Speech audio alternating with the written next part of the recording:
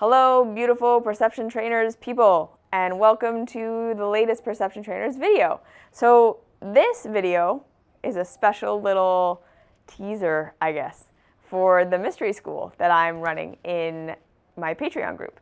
So what you are about to watch is an interview I did with my friend Mike Perrine of Vitality NYC. So he runs a colon hydrotherapy, cryotherapy, and infrared sauna business in New York City.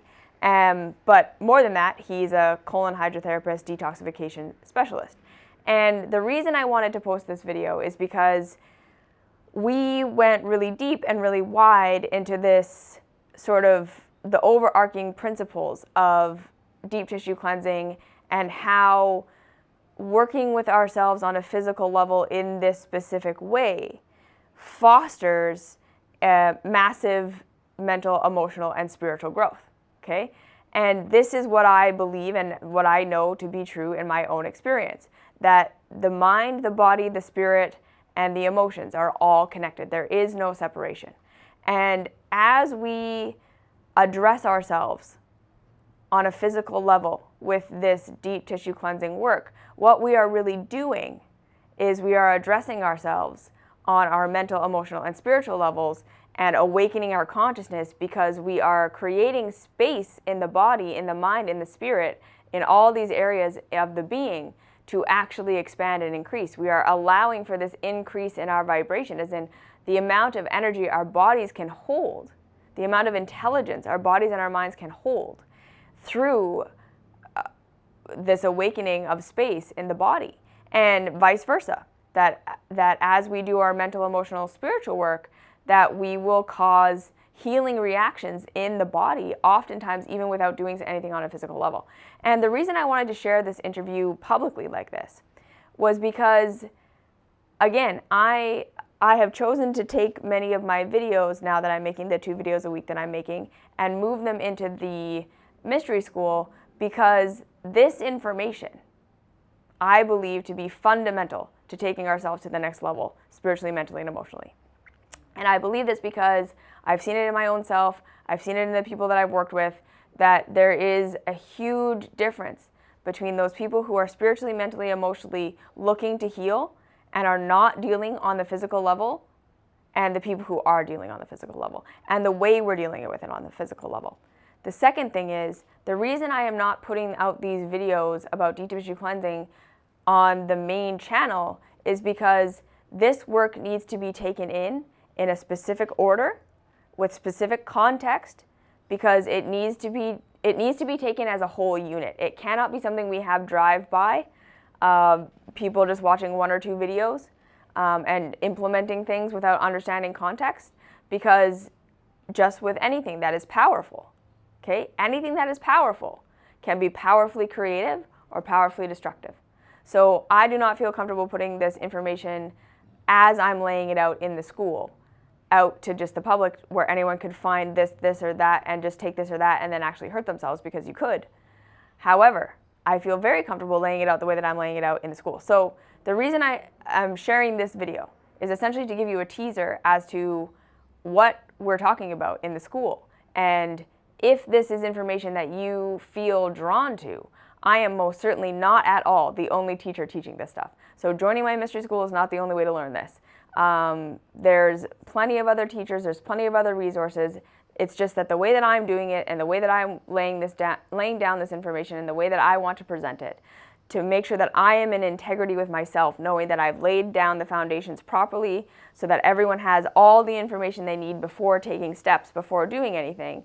That's how I'm doing it in the school. So if you're interested in what we're looking at in the school, if what's really going on in the school, if you're thinking like, I don't know if I want to join, what are they talking about? This interview is an awesome sort of look in and overview of what we're covering and why we're covering deep tissue cleansing and how it relates to spirituality, emotional, and physical, and how it moves us forward in ways that we may not be able to without addressing ourselves on the physical level. And so that's my spiel. If you want to check out Mike, I've put the links to all of his stuff down below. He's got a really cool broom cleanse and things that he offers. And that's that. But yeah, I just really hope that you enjoyed this interview. There's a lot of really cool things that are said, and even if you don't join the school, I think that you'll get lots of benefit from listening to this. And yeah, but yeah, if you're interested in what we're talking about in the school, now you know, and why I'm putting this out in the school, not just publicly, now you know. And if you have any questions, comments, concerns, leave those down below. If not, just enjoy, and I'll see you in the next video. We are recording. Hello, and welcome to the very first guest lecture of the Aliyah Mystery School. So today we have with us Mr. Michael Perrine, who's going by Mike Hunter right now, I guess. That's and the name Mike. Okay. So Michael Perrine is a detoxification consultant, certified colon hydrotherapist, certified health counselor, and founder of the Vitality New York City, a nutritional detox studio in New York City offering gravity colonic hydrotherapy, whole body cryotherapy, and nutritional coaching. Over the last 15 years, Michael has performed over 20,000 colonic irrigations and supervised thousands of people through various methods of internal cleansing, including fasting, colon cleansing, and liver flushing. Michael has also studied natural food preparation, nutritional science, and diet philosophy at the Natural Gourmet Institute for Food and Health and the Institute for Integrative Nutrition. Michael is also an instructor at the Natural Gourmet Institute and a member of the American Association of Drugless Practitioners. Now, before working as a health counselor, he worked for 8 years as a natural food chef at Angelica's Kitchen in New York City. His desserts and foods have been featured in Time Out New York, Vegetarian Times, The Modern Vegetarian Kitchen, and the Angelica Home Kitchen. He is a regular contributor to top fitness and lifestyle blogs, BexLife.com, and host of the Everyday Detox podcast, which is amazing. And I'm going to put a link to that down below in the description because everybody needs to listen to every episode of that podcast several times. So welcome, Michael. Hello, thank you. I didn't realize I was such a nerd, but I'm okay with it after that bio. Oh, you're a total nerd. You're the best type of nerd, and that's exactly why I wanted you here. I'm good with it. Thanks so much for having me on here. Yes, absolutely. I'm so excited to have you here. And I'm really excited to introduce you to my people because you are one of these people that is lit of cellular deep tissue cleansing, but more than that, you have understood the point of why we live the cleansing lifestyle, why we do deep tissue cleansing. And having you on here today was for you to tell us your story, because this is one of the most impactful things that we have to share. Like, even though we're nerds and we've studied all these things and you've studied all these things and you've done all this stuff, your story is still the most important and most impactful thing that you have to share with everybody on the planet. And so for the people out there who know that there's something with this body, that wanting to connect spiritually, wanting to connect emotionally, wanting to have deeper mental clarity and know that they have gifts and talents and abilities that are laying dormant within them, and knowing that the body has something to do with it, this is why I want you on, because this is exactly what you're doing and this is the life you're living. So thank you for being here, and that's why you're here. Thank you. This is exciting for me. I take it all very seriously. I've dedicated almost all of my adult life and profession to the pursuit of clean living. Right. Absolutely. And it shows, and you're going to tell us about that. So let's back up, go all the way back to the beginning. What was your life like as a child growing up before this life? We are going back to Staten Island, New York City, which I just read recently, which I take a little bit of offense to, but it also makes like perfect sense. I was reading the bio of a friend of mine that's a filmmaker, and he has this very successful film out right now. And I was reading, he had this bio written about him in a film festival, and it said that he was from Staten Island, New York, which is sometimes known as the armpit of New York City, which in some ways it is, but it was an incredible place. Like, I really like reminiscing. I get very nostalgic about Staten Island. I have a friend who's a very famous actor. He was on a show called Sons of Anarchy, and I ran into him a couple of years ago, and he was telling me about how he's moving back from LA and buying a house in Staten Island. And I'm like, yeah, that makes total sense. Like, because it's amazing and it's incredible. It's Right. not, it's awesome. He could live anywhere he wants in the world, and he's living in Staten Island because it's this That's what's really up. incredible place. Yeah. But I grew up. I had an amazing. I had an amazing family. Still do have an amazing family. So I grew up in this really incredible, loving family, very well taken care of. But growing up in New York City, because Staten Island is part of New York City, I also went to school and hung out in New York City, Manhattan. There were a lot of bad influences around me, a lot of bad Mhm. influences in Staten Island in the 80s and 90s. Okay. Um, and I was making a lot of bad life decisions when I was very confused, and I know this now in retrospect, but trying to find some type of significance. And Right. when you're a young man, just getting a job or getting a good education for me wasn't, it wasn't as exciting as doing bad things. So I Right. was drawn more to doing bad things, and I was making Okay. bad decisions, and it was leading me down a road of bad decisions with food, bad decisions with substances, and bad decisions with a lot of people I was hanging out with. So so that's where we start with a very collapsed consciousness. It's interesting. Like, there was always this seed that sat in me where I always appreciated ecology. Okay. I always loved the woods. I loved doing things in nature. I loved animals. I loved people, but um, I didn't really know how to interact with that.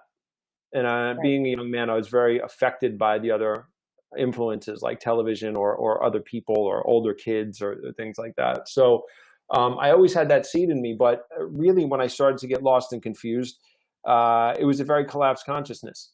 So I did things that were very abusive to my body.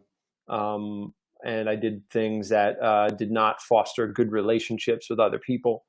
Um, and that collapsed consciousness turned out to be very valuable for me because finding my way out of that was this tremendous magical experience that it really transformed who I was and how I showed up in the world. And I still look back at that time and I'm just in awe of the person I was at that time, because I see so many people now, like I see people I grew up with that are still kind of wrapped up in a lot of bullshit.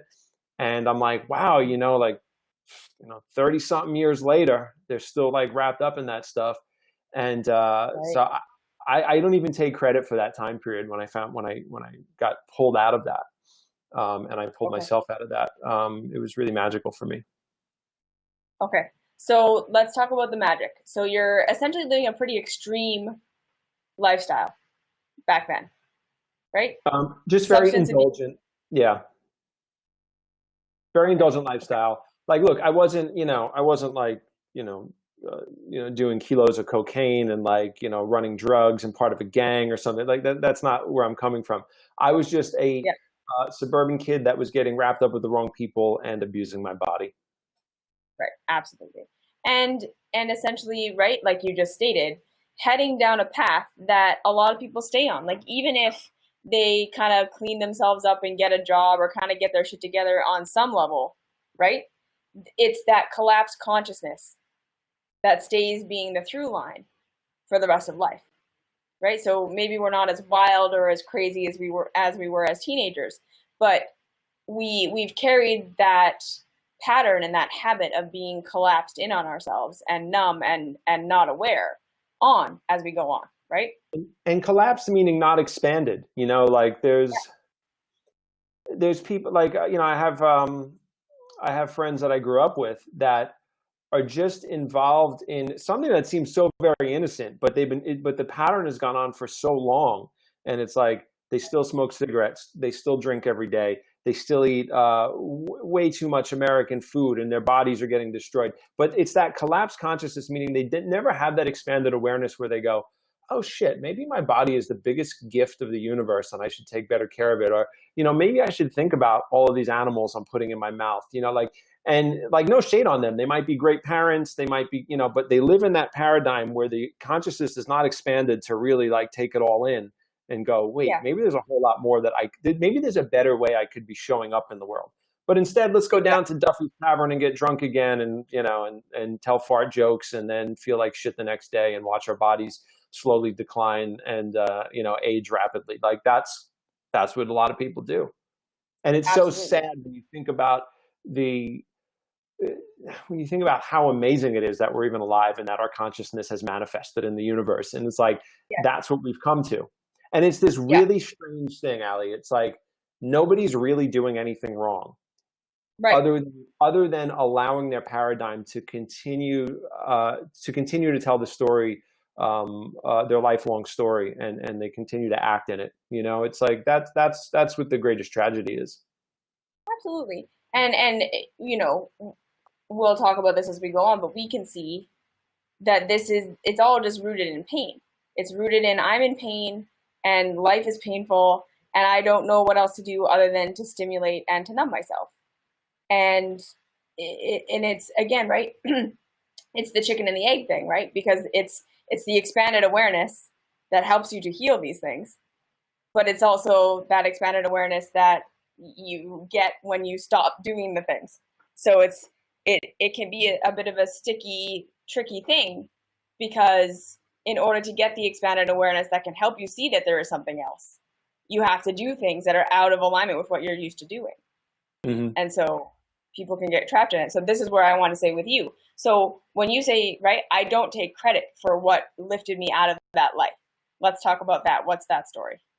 That was me, looking back. So, I mean, I was in like I think about like how challenging it was. And I look at how adults now are really challenged breaking the patterns that I broke. And I broke I was like addicted to alcohol and cigarettes, and I was able to break them.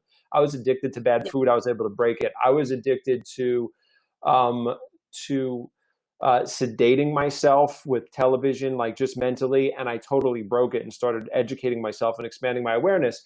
And it's like, what 17, 18-year-old has that I've encountered? Not many. Those are like really special kids. So I look back Yeah. at the time and I'm like, wow, like you were just totally lifted out of that. And I always tell people, I'm like, it was just divine intervention. Like I could have just kept going down the same path, but something inspired me so deeply that I was like, oh, I need to make these changes, even though they're really difficult. And Right. and entered into the difficult nature of those things. Yes, absolutely. And I call that being called, or like this path choosing you. Like there's just something that happens where you're like, there's no other option. I can't not do this. Well, once Like you even, see something, once we experience the truth, I experienced the truth. The reason I even got into all this stuff and cleaned everything up, the defining thing, aside from that seed I talked about that was always in me, that desired like peace and loved nature and was infatuated with ecology. Aside from that seed already being somewhere in me, with all of the cloudy murkiness of the darkness, like the dark decisions I was making and the confusion and all that stuff around me, I picked up a book one day. It was the autobiography of Malcolm X.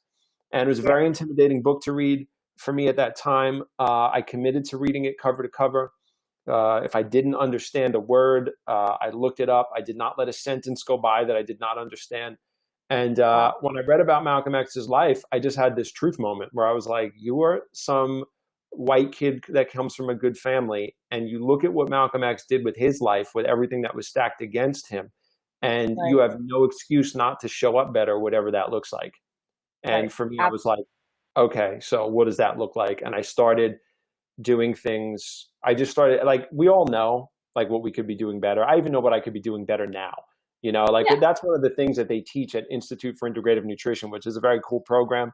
It's a nutrition program, but they teach you that your clients already know what like they need to do. So I already knew what I needed to do. Like everybody knows the first 3 to 5 things they need to be doing to take absolutely, better care of themselves. And it started with like, you need to stop smoking, you need to start eating better, you need to stop drinking, you need to stop associating with certain people, and even down to you need to stop biting your fingernails.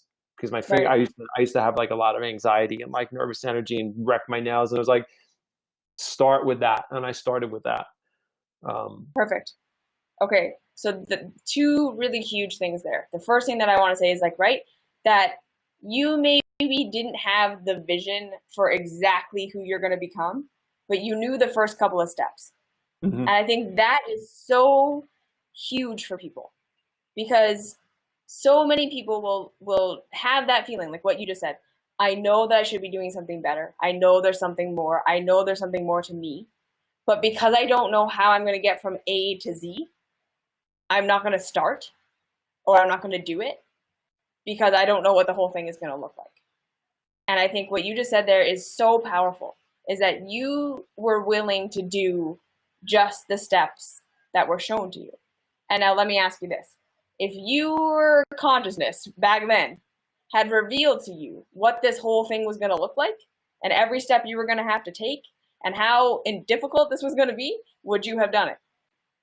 Yes, because it was so worth it. And it was so exciting. Now, here's another part too. There was a lot of difficulty, but Yeah.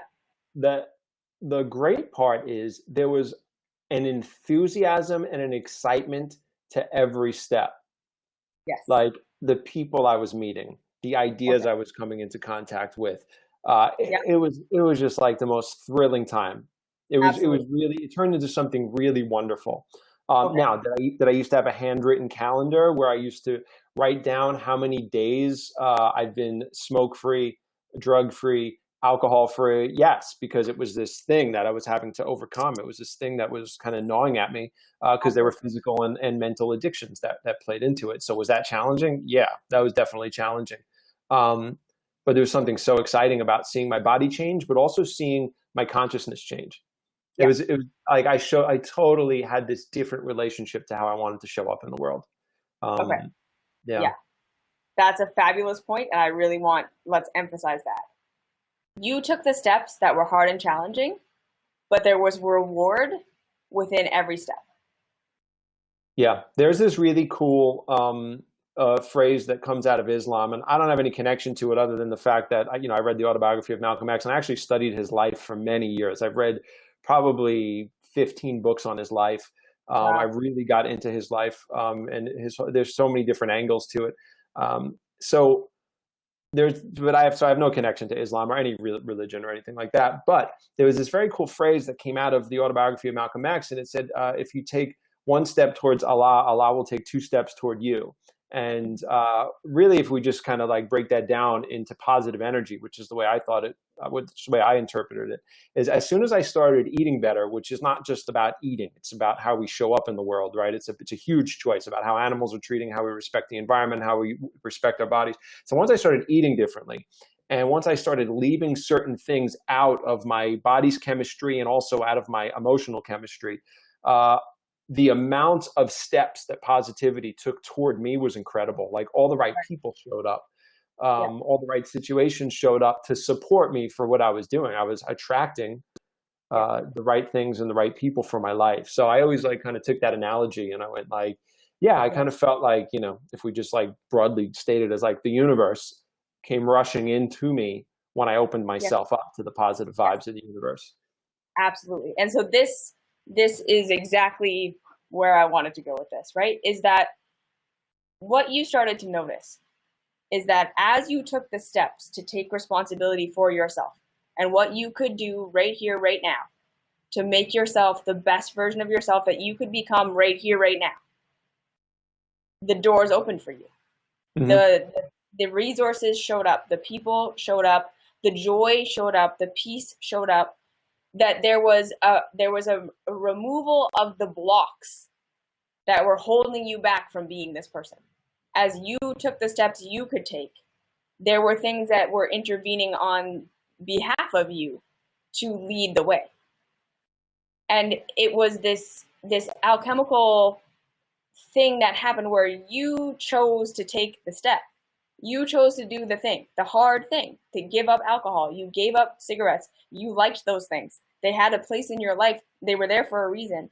You knew they weren't serving your highest purpose. So you took the hard step, and you were essentially, like I say, rewarded every single step you took. And I think this Yeah. is a huge thing I really want to get across to people, is that it's not about knowing the whole thing, and it's not about life is going to be a horrible slog until we're actualized. It's when you're on the right path and you're really doing the things that you know you need to be doing, it's going to feel good. Even when it feels bad, it's going to feel good. There's going to be a magic to it. There's going to be an energy to it that is part of what makes this lifestyle something that you do forever. Does that resonate?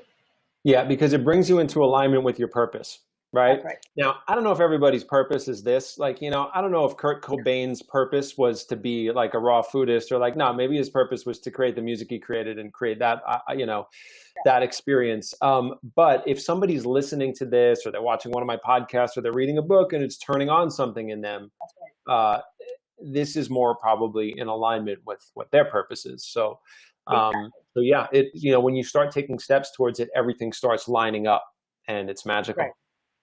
So the first lesson from this guest lecture is, you know what you need to do it.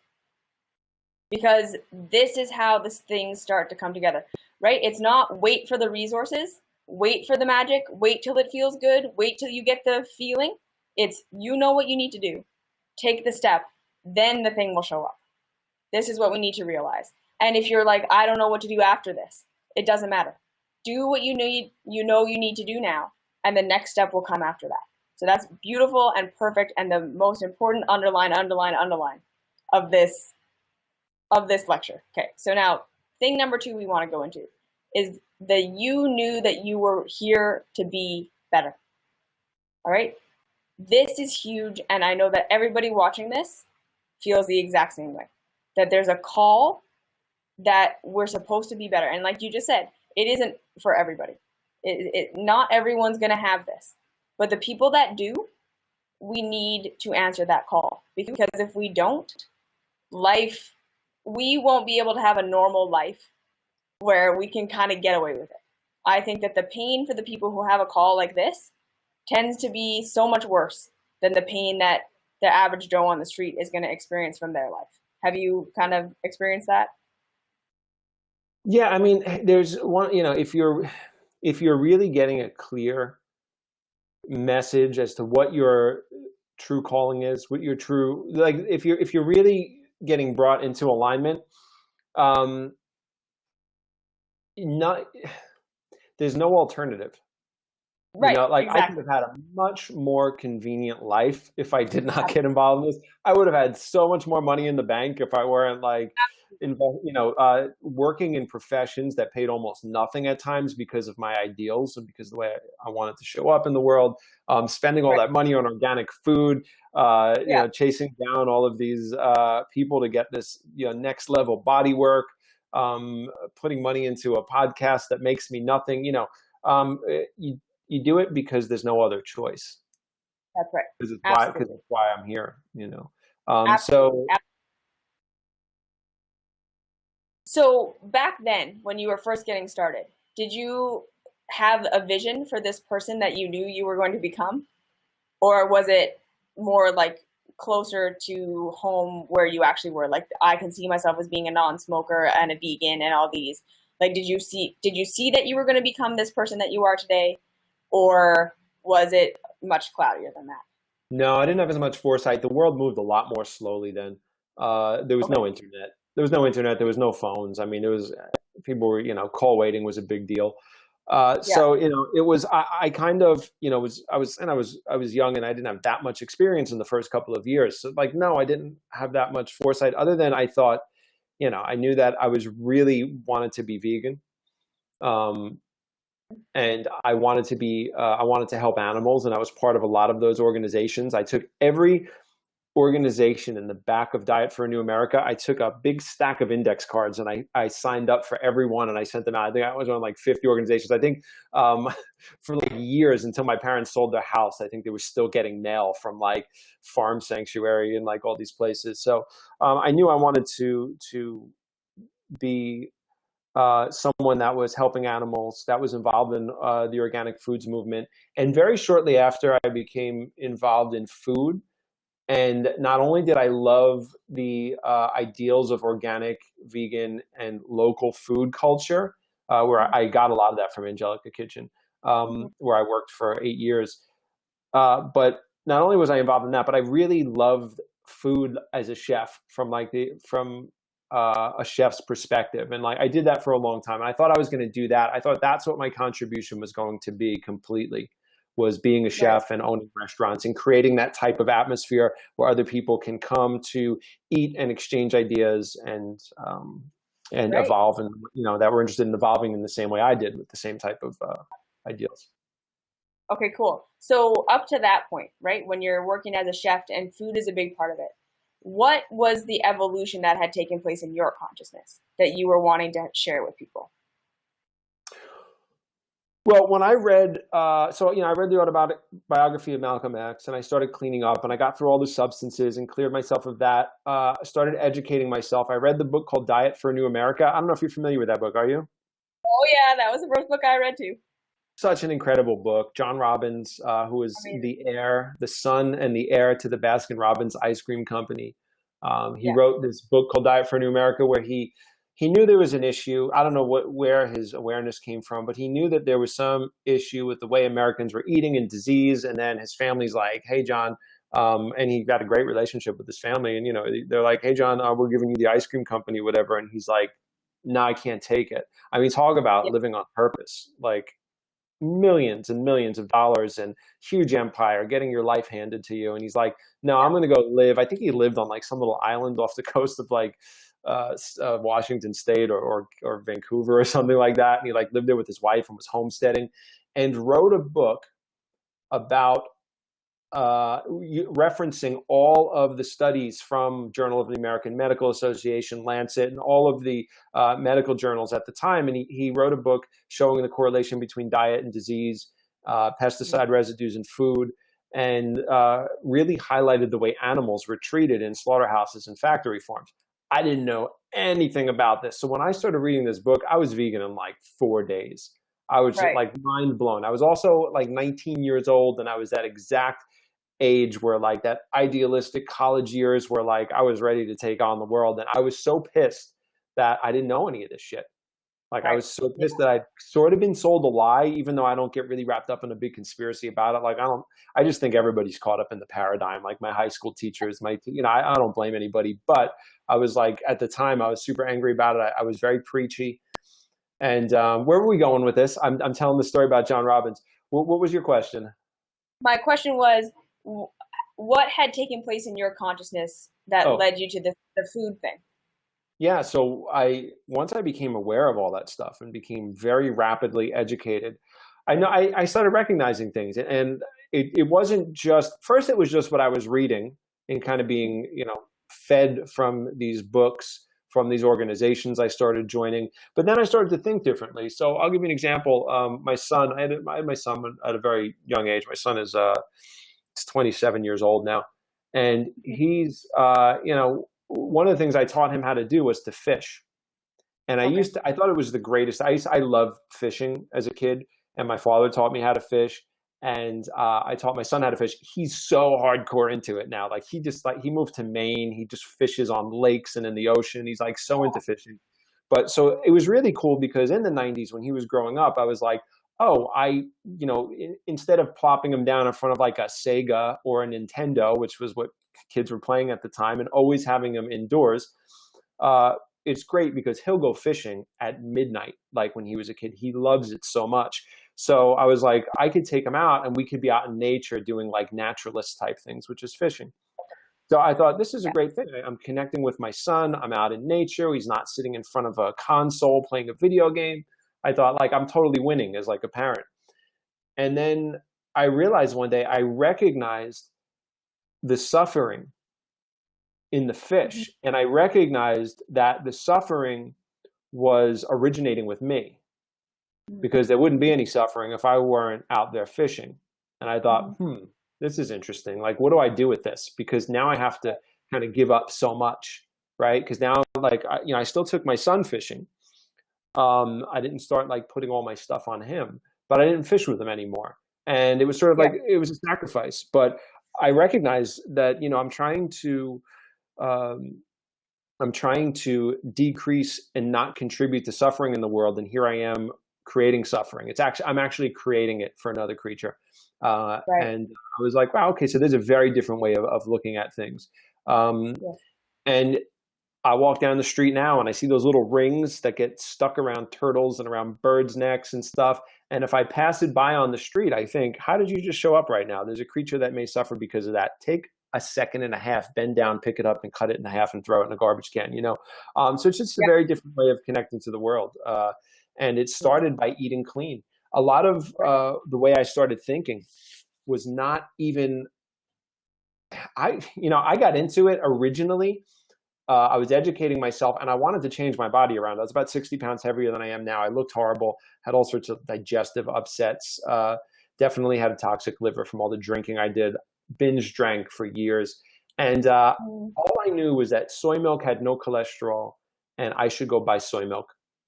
The vegan thing had been talked about to me a little bit from friends that were part of the hardcore music scene in the 90s. Veganism was a thing in that movement. So I kind of had a little bit of something about it, and I just knew they drink soy milk. Soy milk has no cholesterol. That's a good thing. I didn't know anything about it. I don't recommend soy milk for people these days. Really, it's a very processed food, actually. But that's all I knew. And when I started eating cleaner, started eating salads, started eating more plant foods, and my consciousness started to change. I just wanted to get rid of the beer gut, and I wanted to get back into shape, and I wanted to get healthier. Like that was my first thing. And then once I found myself in a health food store and read Diet for a New America, boom, like my brain lit up. But that way of thinking happened from eating plants and cleansing. And it's interesting. In a lot of spiritual traditions, I think in the Bible, I think it's 52 times or 53 times, they mention fasting and prayer. They do that in Islam too. Fasting, which we know opens up a lot of pathways in the body for detoxification. It's included with time for prayer and reflection in a lot of religious traditions. And I think it's one of the wise things that comes out of those ancient texts, because there's something happens that when our body chemistry on a physical level cleanses, we're more receptive to God energy, whatever that looks like for somebody. Yeah, absolutely. I can't explain it. Dr. Bishy's like deep into this. He's done so much praying and fasting. He's fasted himself down to like 88 pounds on water, and like he's like the PhDs. Not he's a literal PhD, but I mean he's like the PhDs of the cleansing world. Yeah, there's really something about that. Absolutely. Yeah. Funny story. I went on my first juice fast at 12 because I wanted to hear God's voice, and I knew that there was something blocking me. Yep. Weirdo kid, super weird kid. But anyways, the point that I really want to underline there is that you essentially said, as you started to cleanse your cells, you started to become aware of the suffering that you were causing. And I believe this is the thing that light workers are going through, and all this, the highly sensitive people and all this, they simply have a little bit less of a filter for the suffering in the world. And the pain that most people are in, it's a collective pain. We're in pain because we're all in pain. And now the more we raise our consciousness, the more we become aware of the pain and suffering that everyone else is in, not just our own suffering. And the more we become aware of how we're contributing to that suffering, rather than believing that we are simply victims of the suffering, right? And that is a huge shift that takes place. And this is why, in the beginning, right, we do this because we want to remedy our own suffering. We're starting to cleanse. We're starting to do these things because I don't like how my body looks. I don't like how I feel. I want to feel better in my life. But as we start to really do this, if we're really doing this, we're going to start to see that, okay, this is like so much bigger than me. And so that's why this work where we are cleansing ourselves, and if we're really taking it in the direction that it needs to go, to become something that's benevolent rather than something that we can later on use as a weapon against ourselves, is to understand that it's like we are moving with the intention of decreasing suffering, and that we are wanting to become simultaneously more aware of the suffering, and that's going to be a part of it. And so when we're highly sensitive and empathic and all these things, cleansing is usually a very overwhelming experience, because it takes whatever filter you had off, right? So like if you're totally shut down, you're going to become aware of it for the first time. If you're already really empathetic, and it can get really intense. But if we understand that because we are interconnected, as you are decreasing your own suffering, you are decreasing the suffering on the planet. And this is a huge part of why we cleanse. Because as we nourish our own bodies properly, and as we stop causing the harm to ourselves, we are simultaneously, in one fell swoop, reducing the global suffering, because there is no disconnection. So you were noticing that as you were starting to change your food, right, you're decreasing the amount that you are causing suffering in yourself. And you're noticing now where I'm causing suffering in these other areas because I wasn't aware. And that's what got you into the food thing. Is that correct? That's it. You're summarizing this so beautifully. You're summarizing it in a way more than I've articulated to myself in contemplating how this had worked for me. So, yeah. And so it's this beautiful experience of starting to realize that you are one with everything. So if you're acting in a way that's harmful towards yourself, it's going to cause harm.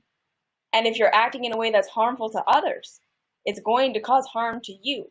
And so there is this synergy that as we learn to take care of ourselves, we are taking care of the planet, because again, we are all connected, and the pain we're feeling is not our own pain. It's collective suffering, because we are all, like you said, conditioned to degrade ourselves. So you were saying that you were angry at the injustice of the meat and dairy industry, and that you had been living this life that was inherently destructive, not just to yourself, but to the planet. And you knew no other way. Is that correct? yeah, and it felt very normal because hey, that's what mom and dad do, and they're good people. It's like I'm not a judgy vegan like I was in the first few years because, I see myself and everybody, and I don't have some big vegan agenda. Just for anybody listening, I actually believe humans are omnivores, and I don't have a big vegan agenda, but I think it's a brilliant opportunity for us to evolve spiritually because we now have all the tools to live a vegan lifestyle. Absolutely. But I'm a lot less judgy because I see myself in that. Like, people do what their parents did. People do what the entire paradigm does. I mean, you go to the restaurant, all the nice people are there. There's it's not like this evil, dark thing. And you just wanted to have a hamburger. You just want to have a hamburger. It's not, but that's when we live in the paradigm and we don't have the expanded awareness to break through it. And then you see everything. Absolutely. There's this, Dr. Vishy told me something once, because you were talking about the sensitivity and people being light workers and people that are just ultra sensitive and aware of, I mean, look, the world's on fire, and it's been on fire since I think I was a kid. There's always stuff going on. Chernobyl, and there was like all these things that in war and all these other things that had gone on. Nowadays we're very aware of it because of technology, but I think things are escalating. And it's easy to become very aware of all the suffering. And it used to feel really overwhelming to me. But Dr. Vishy is a very spiritual man. We've had a lot of conversations about spirituality. He's a mentor to me. He's 88 years old now. For anyone that doesn't know who Dr. Vishy is, he's a clinical nutritionist from Staten Island, New York, very proper Italian gentleman. He wears a jacket and tie, and he's got a heavy Staten Island accent, and he's been a raw foodist for well over 50 years, I think almost 60 years, 88 years old. And he does some work at Vitality with us. And anyway, he said to me once, he said, Michael, it's a fallen world, and it's supposed to be. Exactly. He's like, it's supposed to be for our benefit. I mean, we're in this place of suffering. I remember I was just talking to Bex on another podcast and on one of her videos about suffering when I was like at this time, when we go back down the road, and I'm telling you about this time in my life, I used to go to bookstores because gadgets and the internet were not there. And I used to go to bookstores to educate myself. And I didn't quite know like I was developing still. And I'd get all these books on Buddhism and like stuff the Dalai Lama had written. And I was just trying to like put like good stuff in my head. I didn't really have a connection to Buddhism or anything, but I thought this is good to read, And I knew that there were messages of nonviolence and compassion. So I was like, these are good things to read. And they used to talk about how life is suffering. And I used to think it was such a horrible message. I was like, I don't really connect to this. And it wasn't until probably like 5 or 6 years ago that I really got it. And I realized that, that this is a fallen world. It's a broken place. It's meant to be that way so we can have these experiences. And it's how my collapsed consciousness and my suffering allowed me to awaken to a new way of thinking, a new way of showing up. It allowed me to grow. The point, or my opinion of one of the points of life, of physical life, is for us to awaken into the truth of who we are, which is probably going to be a very different experience for everyone. But yeah, I think that's the point. That's why I don't get overwhelmed with the suffering. And when I see people suffer, I just go like, okay, and some people would say like, when they're like, oh, but your son doesn't eat like you, or or he's having these types of challenges, or like, does that really upset you? And I'm like, it doesn't, because that's his process. And like, he knows what my life's about. So if he ever wants to use it as inspiration. Now, if my son were like involved in some really dark shit with drugs or something, like, yeah, I'd get super involved in that. And I'd really do that. But as he goes through his life process, as he eats what he wants, or if he drinks too much, or if he, when he was smoking cigarettes when he was younger, like, I'm just like, look, it's his. It's his to figure it out. It's his to get sick, to decide that he doesn't want to be sick anymore. It's his, it's his to use and to learn from. You can't police everybody. Can't karma police everyone. You can't be the spiritual police or the vegan police or the food police. So I'm a lot more relaxed around everybody having their process and just trying to be a blessing to everyone that that I'm in contact with. Absolutely. And just to kind of expand on that and take that, the suffering of the planet is really just a result of, this is what it looks like when we live out of alignment with our purpose. Because again, there's the universal laws, and that's part of everyone's purpose. Yeah, that we live in alignment with nature. We live in alignment with how this world is governed. So the law of oneness, that we are all connected, all of these things. And in just doing that, we don't suffer, because it is, again, like the saying says, you cannot break a law of nature, you can only break yourself against it.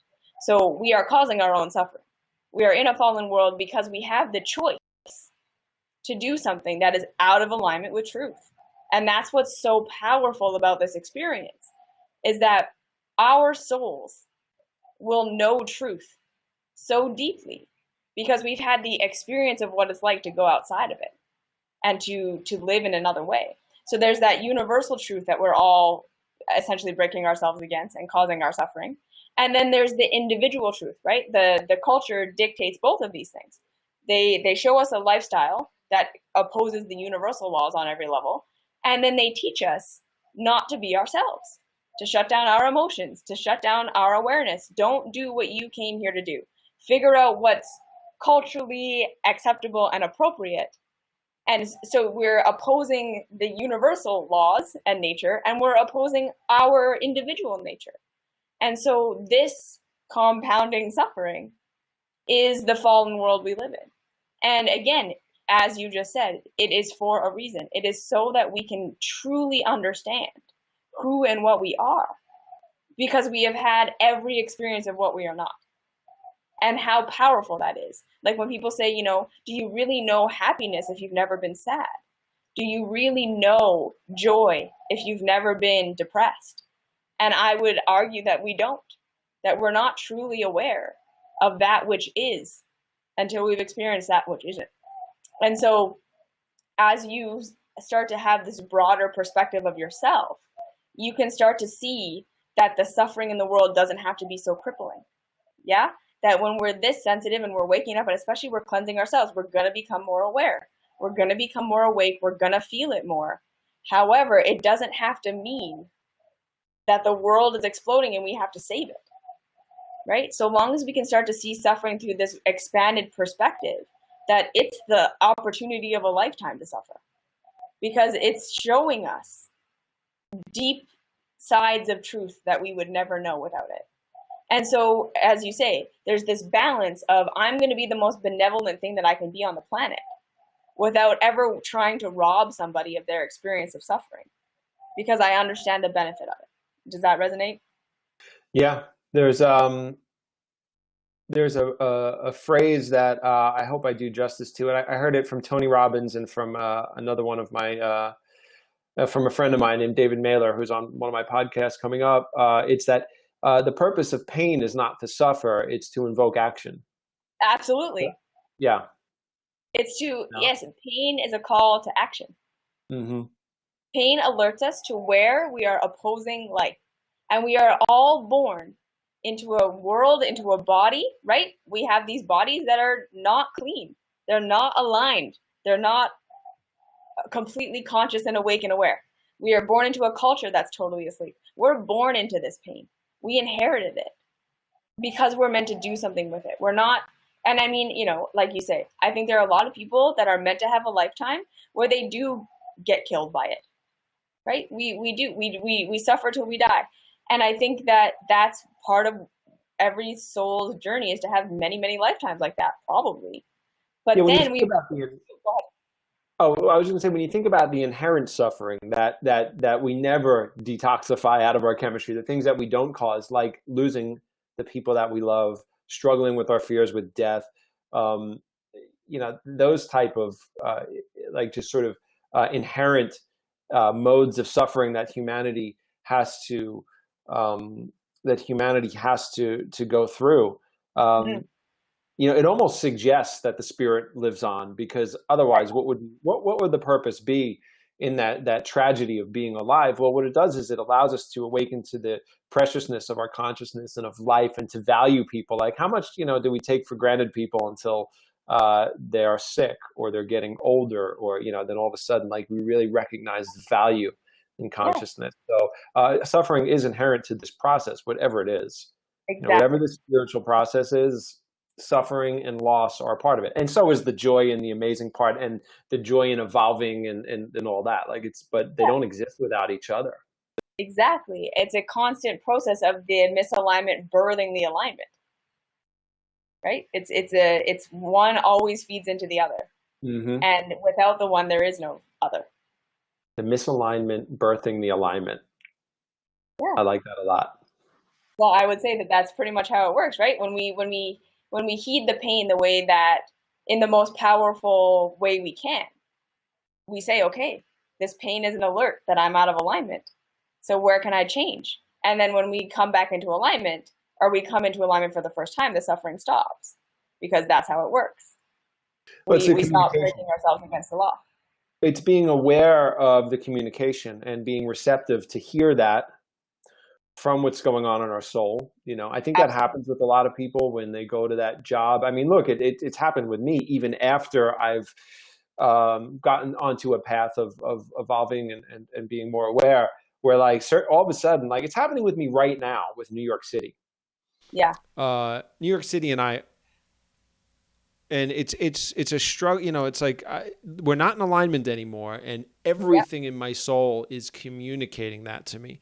Yeah. The last time, I'm in Ashland, Oregon right now. The last time I was here and I went to go back to New York, I had a panic attack before, and I had to delay my flight.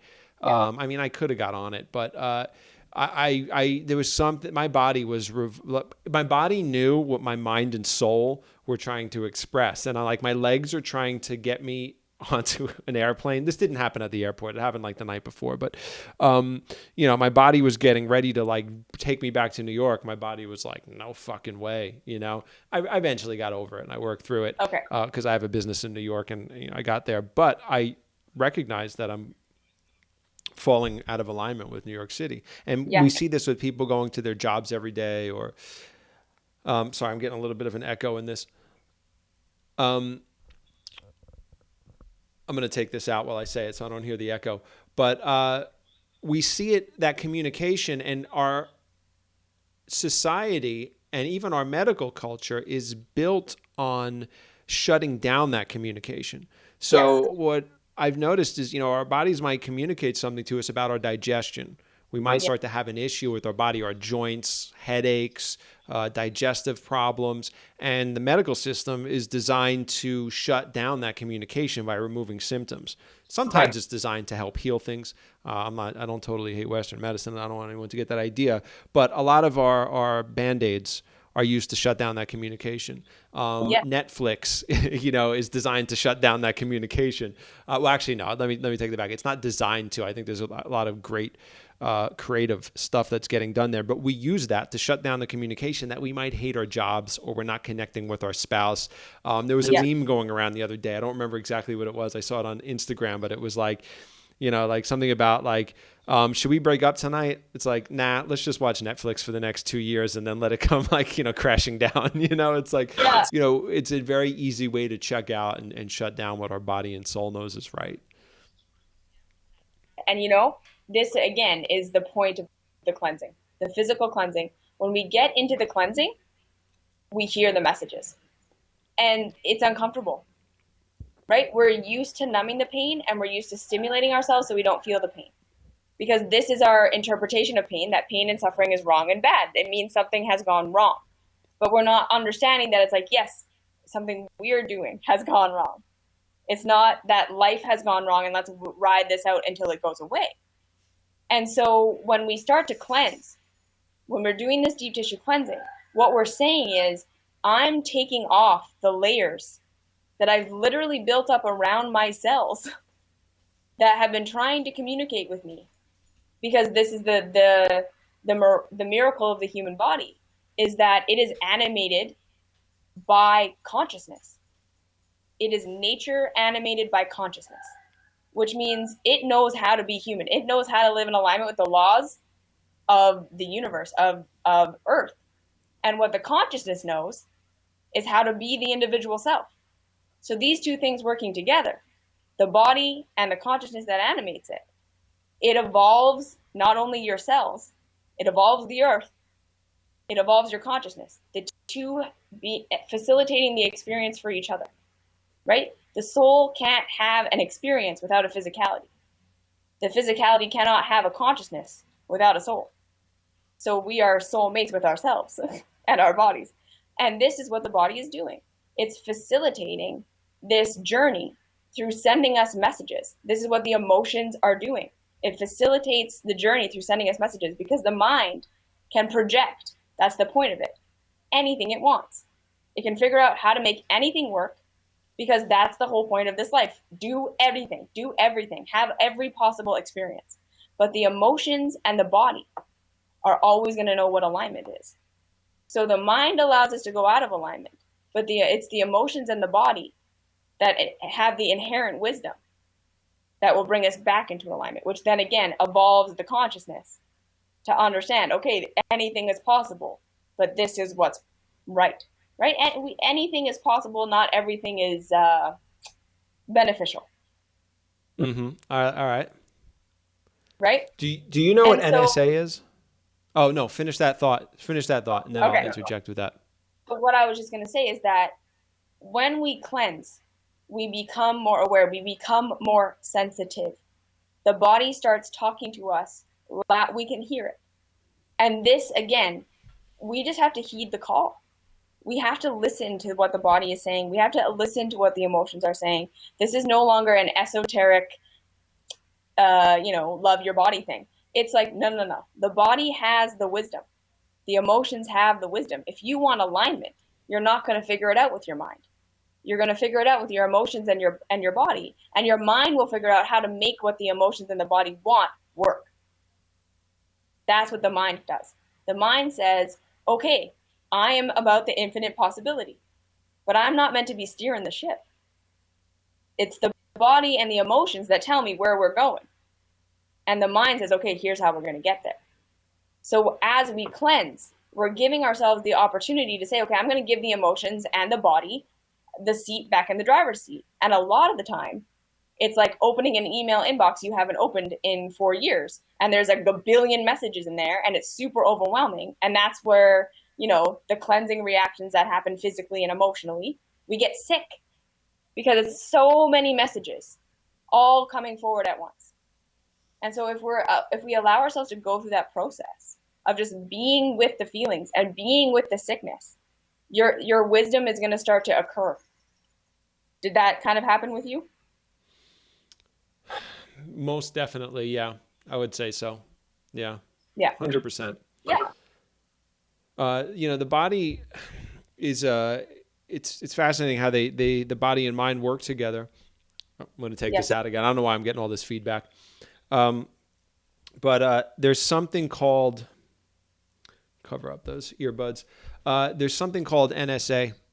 It's called network spinal analysis. And the way it works, is that our body, our spine, being what supports us through life and carries us through life, starts to take the shape and starts to become affected from our emotional states.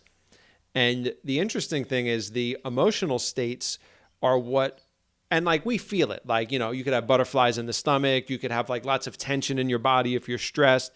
That's just a little snapshot of how something could affect you. But when we have lifelong patterns, especially things that happen when we're developing in childhood, we can have these traumatic events happen to us emotionally, mentally, our body responds, and then our spine and the rest of our body can start to lock into these patterns and take on a shape. But then it's interesting because then that when we lock into that pattern and way of thinking, when our body locks into that pattern, we also lock into that way of thinking.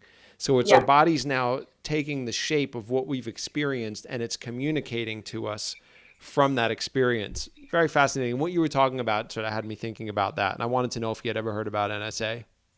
No, I hadn't, but this is essentially what I part of what I do for a living, right? Is we listen to the messages of the body.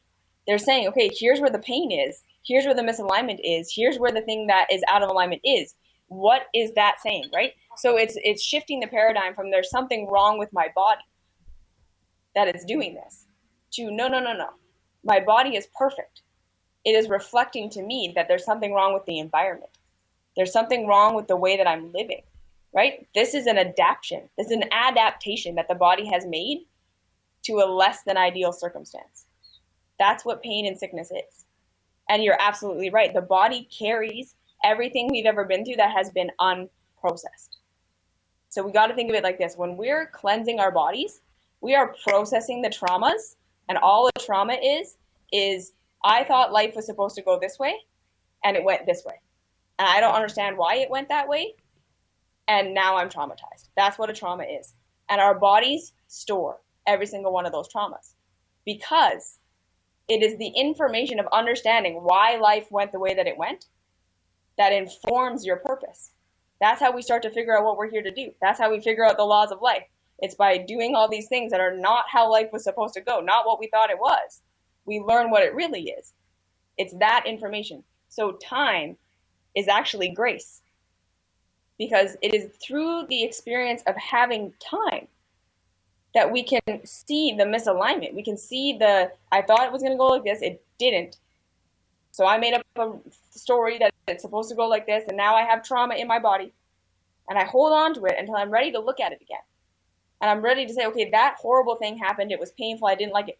Now why? What actually happened there? What's the story I told myself? And like you just said, what's the weird thing that I've done to adjust to my version of reality that isn't the true version of reality, right? I have weaved myself into a weird shape that's not straight with how reality is. So it's not about reality bending itself to me. It's about me bending myself back into reality. And so again, as we cleanse, because all of these things happen on every layer, it's stored in the cells and tissues. So the grace is the ability to experience, reflect, and then adjust. Exactly. That is what time is. Like all these people who are like, I want to get out of time. I'm like, no, you don't. You'd be dead right now if you got out of time. Because we're all so out of alignment, the soul could not stay here. The body would be destroyed. If there was no time, there's no time to see what happened, learn from it, and adjust. We're born out of alignment, we'd all just be dead. We couldn't do it. So time is grace, and pain is grace. And misalignment and all of these things that we can see, we got to start to see them as like, this is grace. This is the information I want, right? I want to know where I'm perceiving reality incorrectly and how I can start to perceive it correctly. Because it's not that I'm wrong and bad. It's that I was born into a fallen world. Mm-hmm. So now how can I start to figure out what the truth is? Yeah? I love that. And the body has all the answers. It's in your body. It's all the traumas that you stored that are unprocessed. So we sit with our emotions. We allow ourselves to get sick as we detox. We do all this stuff because, again, Mentally, we can only go through about 1,000 bits of information at a time. Emotionally, we can do 10 times that. So sitting with your feelings is not just like a fancy thing we do. It's you sit with your emotion and you don't repress it. Your consciousness is going to become awake and aware to so much more information. I call it like a download or a zip file. It's like you have a really nice meditation where you just sat with the pain in your heart for like 20 minutes and you're like, oh, that was just very uncomfortable. And then you come out and you're like, oh, I totally understand this whole thing in my life. And because that's what that is. It's your emotions communicating to you. It's your body communicating to you. So when we get into this life, we're going to feel more. We're going to have these experiences. This consciousness expansion that Mike's been talking about this whole time is what this is. And this is why the cleansing is so important, because the body stores this stuff. So we can go as far as we want in our minds, but if we're not living it, right? It's like the person who knows everything about nutrition but still eats McDonald's every day. You're not going to be healthy. You have to actually do it to reap the rewards. And it's interesting, you know, we become more sensitive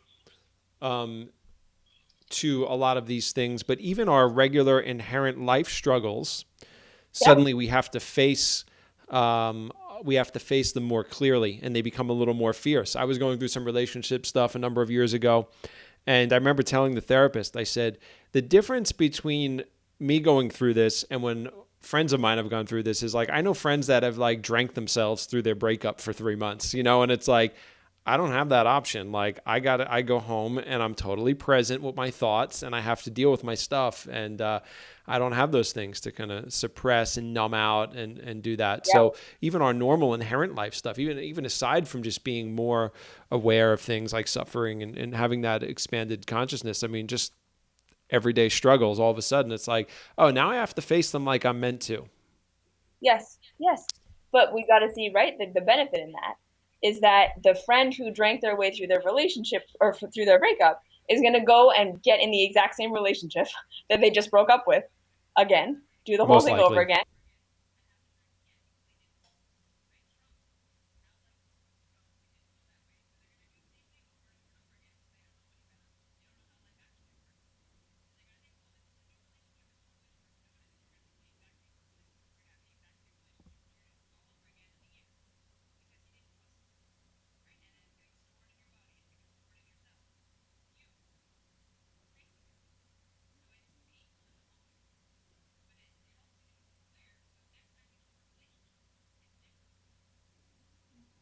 This is Yeah. how we make changes. And the thing for us all to remember, people that are aware of that, is that there's no right or wrong way to experience it. Both of them are correct. You Yeah. know, there's no timeline on how we deal with these things. So if somebody numbs himself out for 5 relationships or 5 whatever, you know, it's totally fine too. And you learn from it. We still learn from it. We learn from everything. Yeah. There are zero redundant experiences because, again, they're all a singularity because of time and because of who you are. Even if we do the same thing every single day, it's different. So we understand that absolutely there is inherent information in everything we do. But at what point do we want to wake up to it, really? Do we want to change or do we want to keep doing this experience? Right? And I feel like the deep tissue cleansing allows us to see, okay, I've done this a lot. Why am I doing this? What's the alternative? What's the alternative path? And like you were saying there, right? The realization that you no longer fit in New York City. That's a huge thing. You built a whole life there. And so what that is going to mean for you moving forward, obviously that's something to think about. Right? And yeah, I have struggles. It's been a lot of stress for me, that whole thing. yes. Yeah. Yeah. And so that struggle is something that obviously I've been through in my life a lot too, is the like, hey, I can't make this work. If I'm going to keep going, if I'm going to keep waking up, if I'm going to keep aligning with who I am, I can't keep participating in things the way that everyone else is. I don't have the capacity to make that work. I'm just going to get sick. I'm going to have these emotional reactions that I can't do anything about. Well, I knew it when yeah, I started to experience misery. yeah. And I went, wow, I've not experienced misery in my daily experience for a long time. Yeah. like since I was very young, making bad decisions. So I was like, you're experiencing misery. What's that about? And then Right. everything, I looked at it and I was like, everything became very clear. Right. Right. And so again, right, taking on this life, we want to understand that it's going to show us things that are going to mean changing our lives in ways that we maybe don't know that we're ready to do or that we want to do or that we even needed to do. And it's being willing to say, okay, right? This is not to harm me. The message to get out of New York City is not to harm you. It's like, okay, if you want to keep living, you want to keep going. This In is alignment. what facilitate that in alignment, right? Because if we can keep living out of alignment for a while, but we know deep tissue, we degrade our tissues, we degrade ourselves because, and I've had this, even when I'm like completely on point with my eating, I'm doing all my detoxy stuff, like everything is perfect in my lifestyle, but there's something out of alignment in my reality, my body will start to fall apart. And this is just the nature of the reality that we can't undo it. The name of my studio is Vitality, and it's from the equation V equals P minus O from Professor Arnold Ehret, where we base the foundation of all the cleansing work that we do. And running Vitality I started to lose vitality from running Vitality because of varying things, and my body started communicating that to me. Yep. Stress, lack of sleep, my spine going out of alignment a lot, being that which carries me through life. Yeah. And also your conductor for information. Because we got to think of it like that. This is the nervous system. With this spine is everything. It's the communication from the head to the body to the head. And if we now understand, right, the body understanding what alignment is, the head can get us there. That being out of alignment, communication is crossed, we lose it. And it's because we're choosing to not hear, right? The spine going out of alignment, it's like, okay, well, cut off that message. I don't want to hear it. It's interesting. You can see things that Dr. David Mailer, who is a NSA practitioner, and he was my NSA practitioner. He was on my last podcast or 2 podcasts ago, and he works on Tony Robbins. He's very talented, and he stood me up in the mirror at one point, and he's like, "Look at where your head sits in relationship to your spine," and my head sits forward.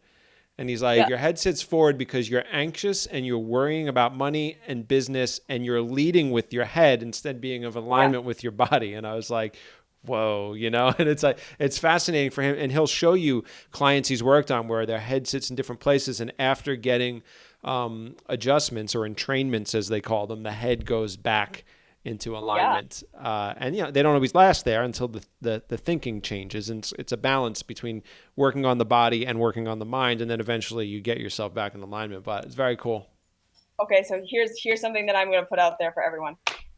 If you go walking down the street and you see men who are in their 40s and over, you're going to notice that all of them look like this. Mm-hmm. And also, so everyone's got this thing. The head is way out ahead. The shoulders are way back. And then when they turn their head, they have to turn their whole body. They can't just turn their head. And it's exactly what you just said. It's being stiff-necked and anxious and worried. Right? I'm dead set on doing my path the way that I'm doing it. There's no flexibility. And it's money, it's my head is all that matters. And you will see so many people in their old age, this is how they carry themselves.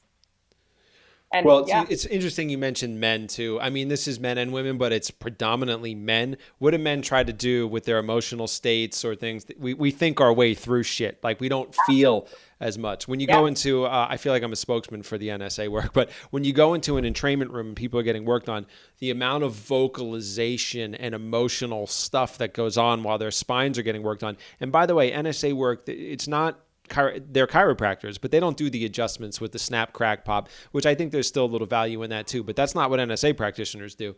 NSA practitioners are doing very subtle movements and they're unlocking physical, emotional states that are locked into the physicality, and it's very vocalized. There's a lot of like, there's like a lot of release, and a lot of emotion that gets set off in that room because they work on groups of people. It's not like one-on-one all the time. Sometimes it's 6 people at a time. Very cool. Yeah. Amazing. But men, we lead we try to figure things out. We don't feel our way through. Like women are so much more gifted in that way.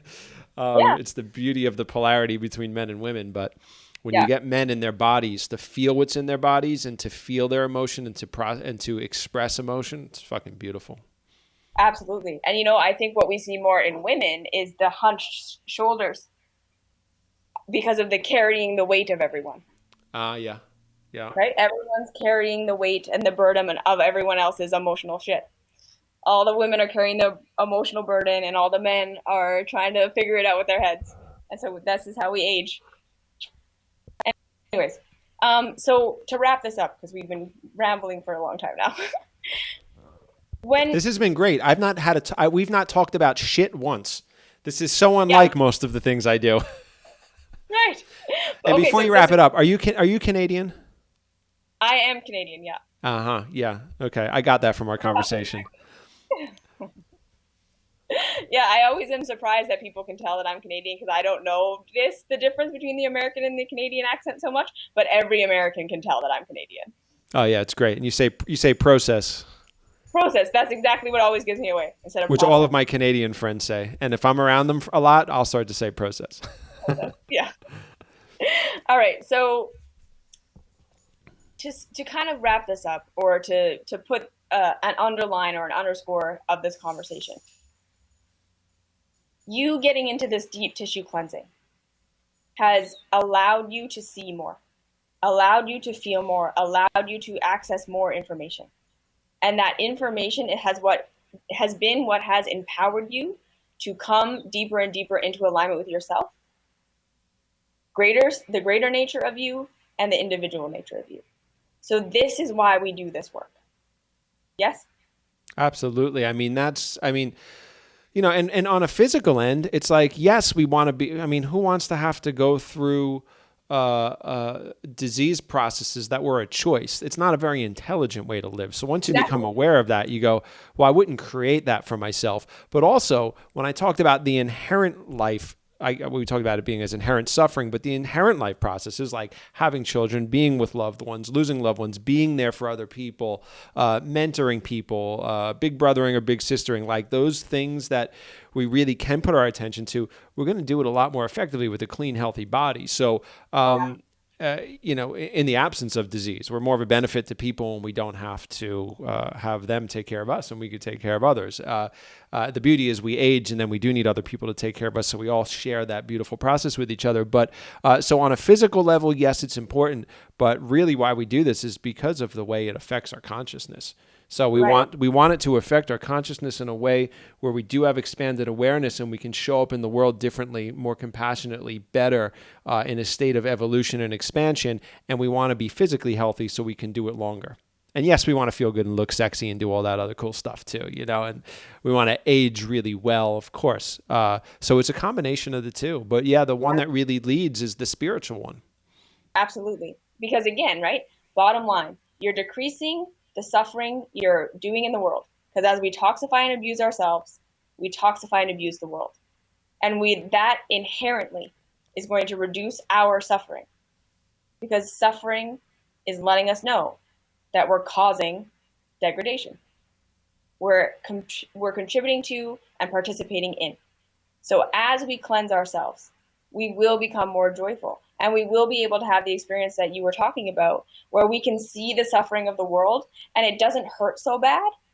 Because I feel like a huge part of that hurting when we see the suffering in the world is knowing deep down somewhere inside we're still contributing to it. And that we're still making the choice in ourselves, even to martyr ourselves. Like we think we're a great person and we're sacrificing ourselves for everybody else. And we're in such deep existential pain. It's because you're destroying yourself. And you can't destroy yourself and build the planet because there is only one. And so as we truly decrease suffering, we will decrease suffering. We will stop suffering so much. And we will, as you say, become the best versions of the benevolent selves that we can be, that then contribute to the benevolence of everyone as we do this. So we take care of ourselves, not as a selfish act, but understanding that we are all one. And as we do that, this is the thing we have the most control over. This is where we steer the ship. Yeah. It's that phrase, that usually refers to like recycling and buying organic food and things like that. But it's, think globally, act locally. Yes. It's like what we can do here is going to affect everything. Exactly. That counts for our spiritual progress too. Collectively, absolutely. Our collective spiritual progress. Yeah. Absolutely. Right. The global perspective is, we're all suffering. There's out of alignment shit everywhere. This is a fallen world. And then, as you say, act locally. What can I do inside my body? What can I do inside my lifestyle that contributes to the alignment of myself, knowing that that contributes to the alignment of everyone else? Even if I never talk about it, even if I never share it, I'm one less person contributing to the suffering because I'm not suffering anymore. I've taken myself out of it as much as I can. Progressively, one step at a time, we transition. But this is what this is. This is what this work is about. And then you can live a life where you're one step at a time. You're just more and more benevolent. You're less and less suffering. You go from being the anxious, having to drink and smoke 15-year-old to the man who can hold space for others, who can be in the suffering of others and it doesn't take you down, who can notice your own suffering and make the changes that need to happen so you can have a life. This is what being alive is. You're clear enough that you can do all this. That's why we do tissue cleanse. Did that sum it up fair enough? Beautifully stated, Ali. Beautifully stated. Cool. So thank you so much for being here. Thank you for sharing your story. Thank you for sharing your wisdom. This was so awesome. I'm sure I'm going to invite you back. And for anyone who's watching, I have written down everything that he mentioned there, all the books and all the resources. So I'll put the links to all of those things in the description.